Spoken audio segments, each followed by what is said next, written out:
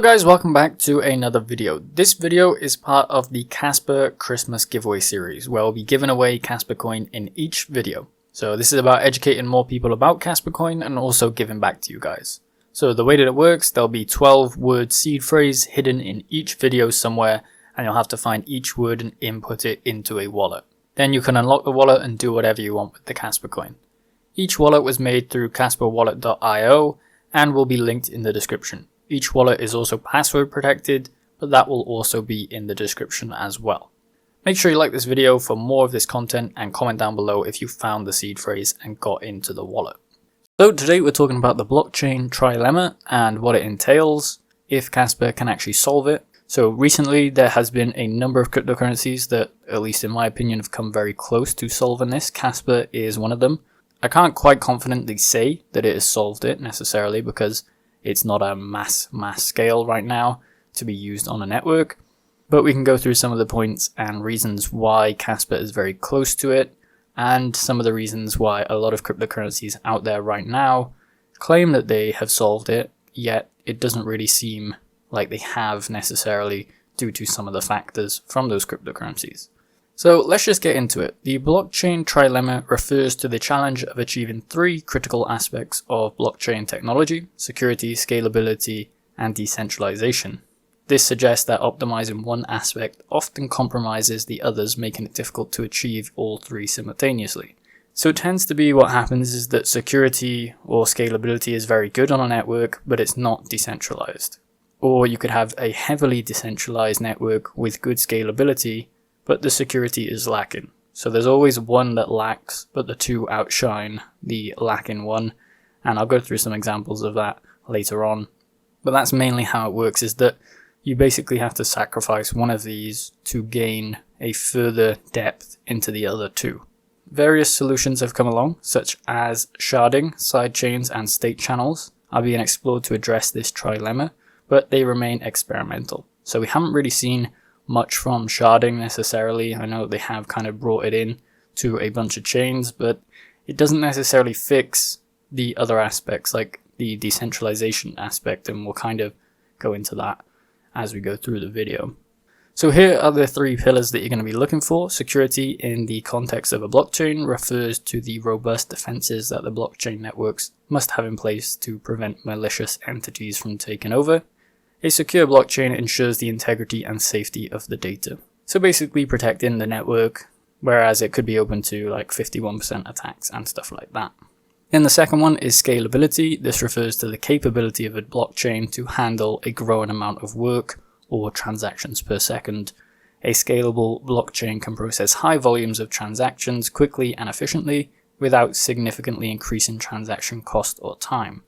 So one example of this is the Ethereum network, of course, is that in theory it can kind of scale, but with that scaling, the transaction costs or times are still significantly increasing because the gas fees are sky high on it. Same thing that we kind of see with Solana and stuff like that. So scalability isn't really there for those older generation cryptocurrencies, but we are kind of ushering in a new wave with Kaspa or anything kind of built on top of BlockDAG.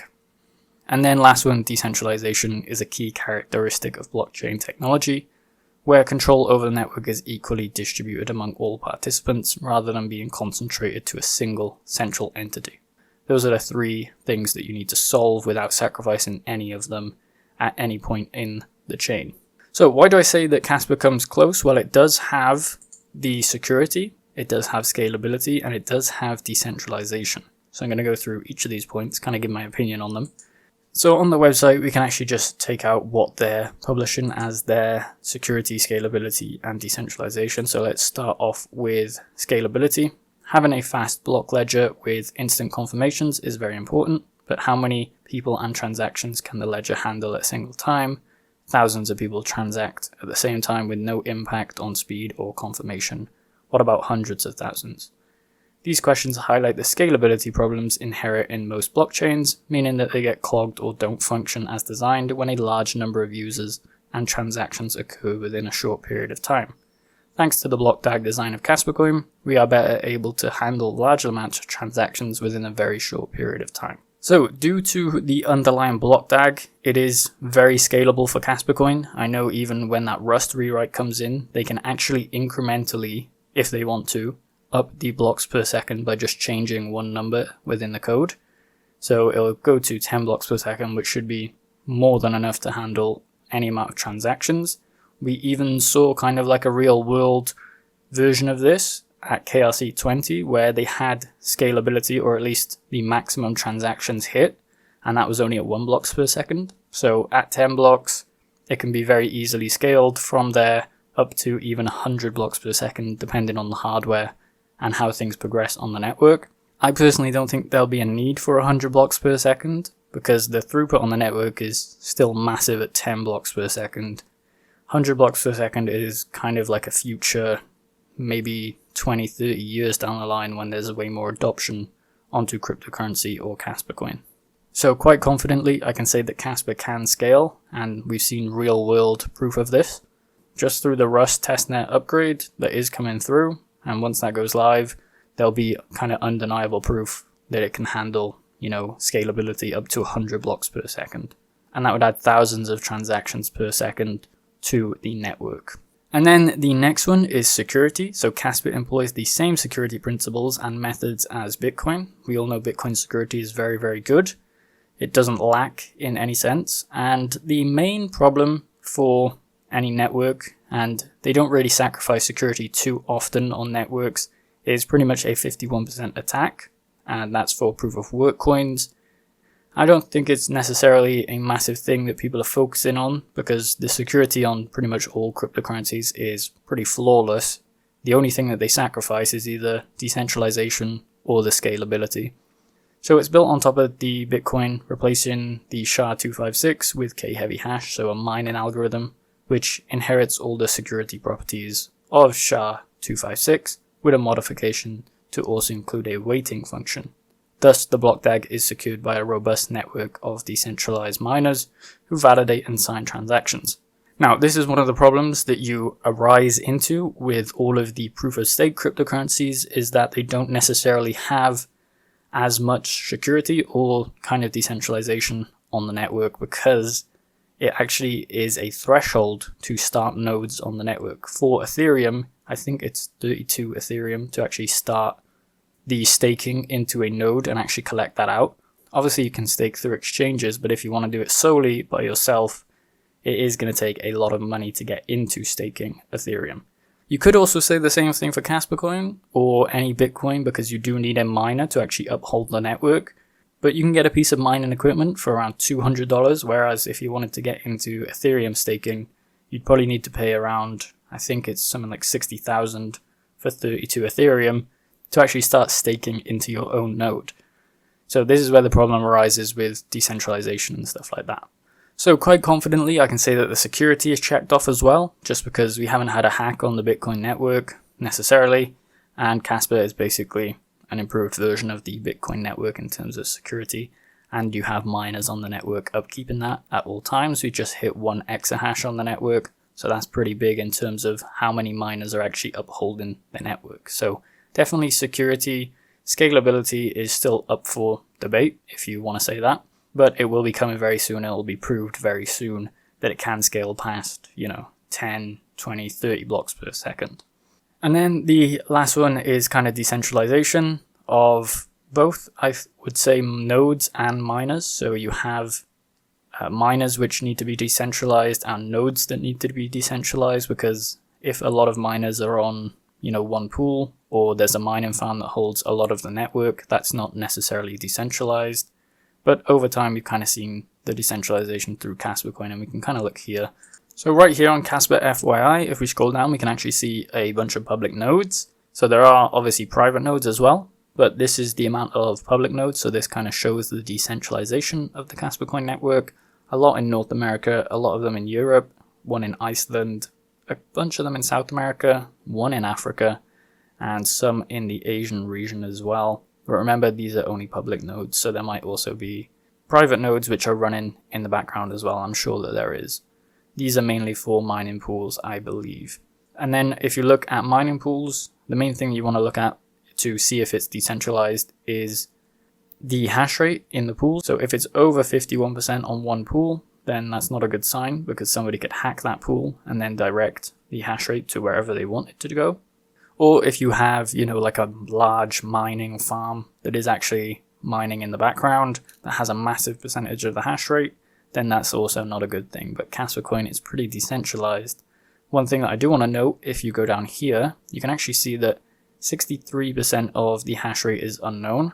This doesn't include F2 pool, so that would take up around 20 more percent. So you're looking at around 40% that is unknown, which means that it's private nodes running their own nodes, mine into the network, which is always good.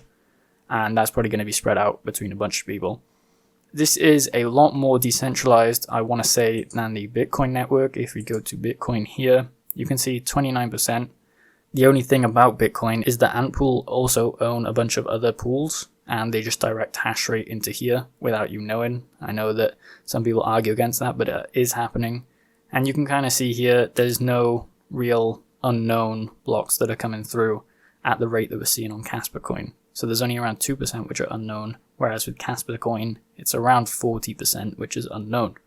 So in my opinion, it does solve the trilemma. We are obviously waiting on the verdict on scalability, but I definitely think that will be coming through, and we can quite confidently say that it is solved. It definitely has the decentralization through miners and nodes, and it definitely has the security. So lastly, I do want to refer to other cryptocurrencies like Ethereum that has definitely the security, but the decentralization is less because you have to buy into nodes to stake, and the scalability is not there necessarily for Ethereum either. We haven't seen that at a massive scale without sacrificing also high gas fees as well. Solana has scalability, but it also has some security issues and some decentralization issues. Security isn't necessarily there. We've seen the network actually go down a couple of times, and that's not a good sign for a cryptocurrency of that scale. It shouldn't be happening that the network goes down for hours at a time. That is a sign that the blockchain is not functioning as it's intended to.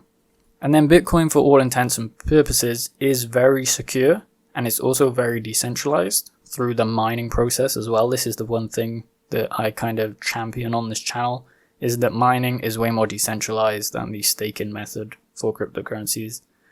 There's a debate to be had about that, but I inherently think that it's way better that anyone around the world can mine without having to, stake into their own node and stuff like that.